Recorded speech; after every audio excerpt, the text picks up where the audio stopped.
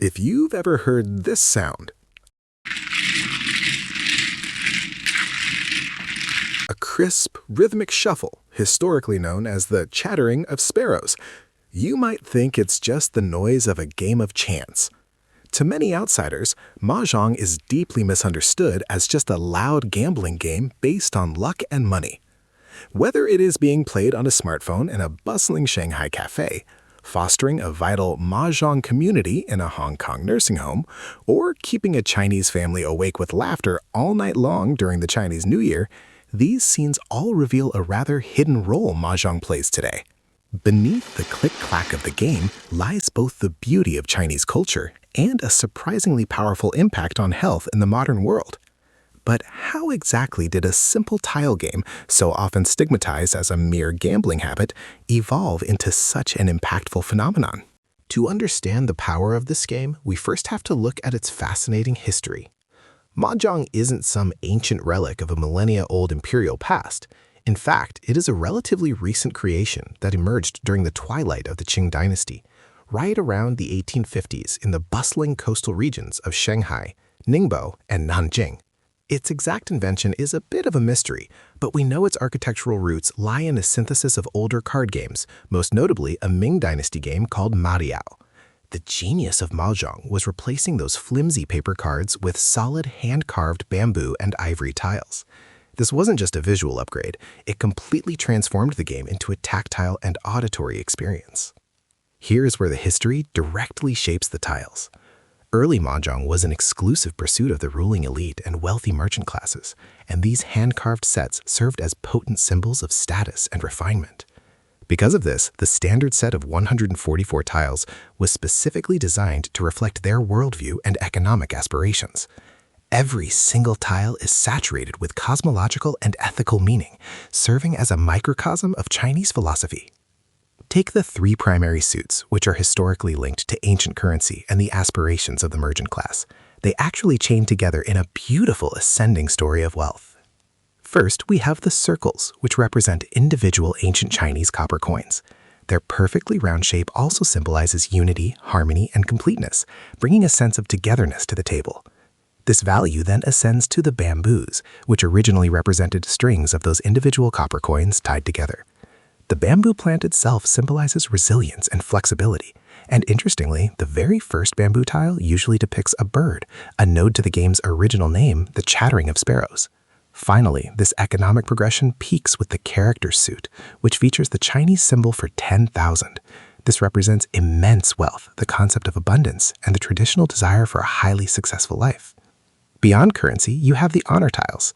The four winds, east, south, west, and north, represent the natural elements and changing seasons, with the east wind specifically symbolizing the rising sun and new beginnings.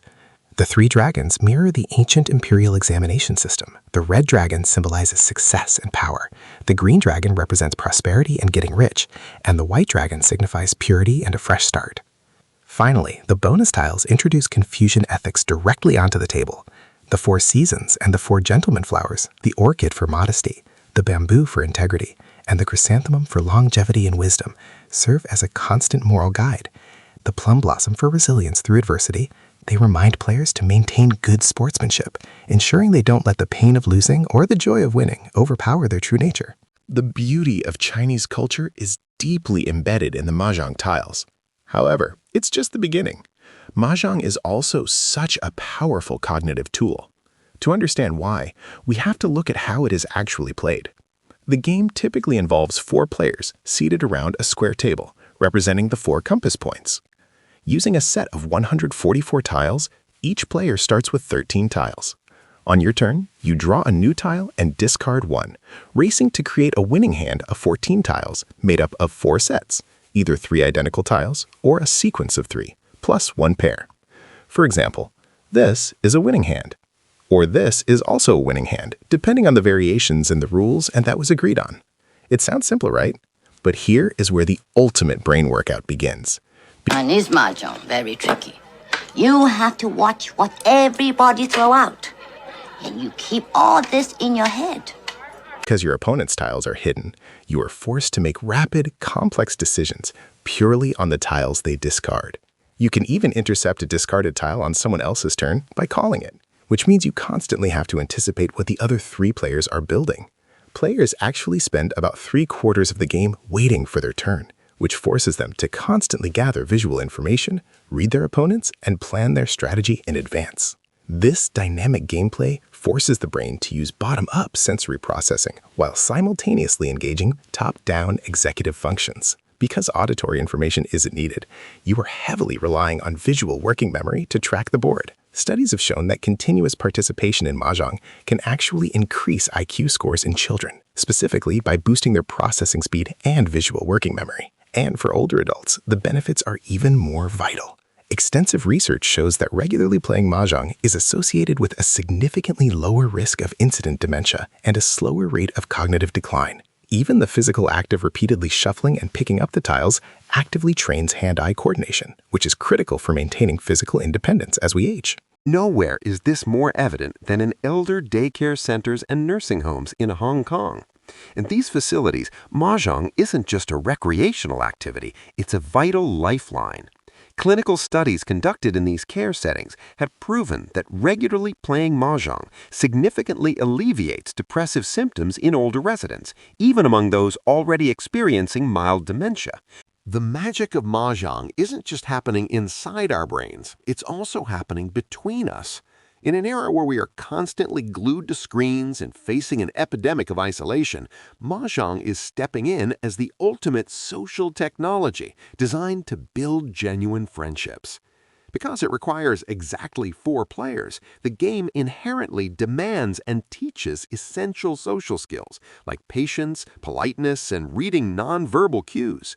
Beyond the rules, it provides a much-needed excuse to simply slow down, put our phones away, and just laugh, smile, and have fun together.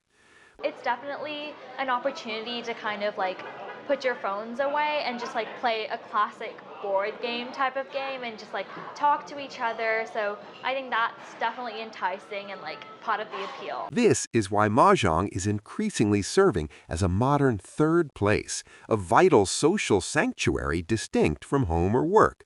Because the game requires minimal external resources and can be set up almost anywhere, it organically turns any table into a hub for community building and social support. 我去澳大利亚打过几次的麻将，而且他们所有的社区啊，都这个场面呢可大了，几十围台，几百人。 This brings us back to the family table, particularly during the Chinese New Year.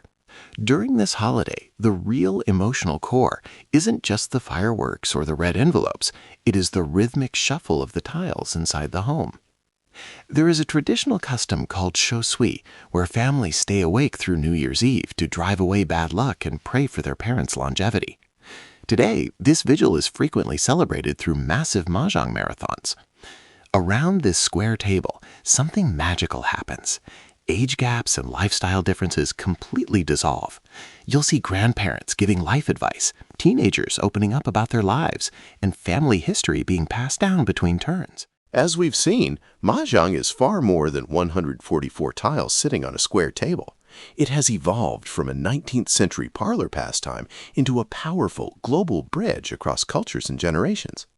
Whether it is being utilized as a clinical tool to fortify the aging brain and protect against cognitive decline, a modern third place bringing strangers together to build genuine screen-free friendships, or acting as the emotional core processor that unites a family during a New Year's vigil, this game ultimately satisfies our deepest human need for connection.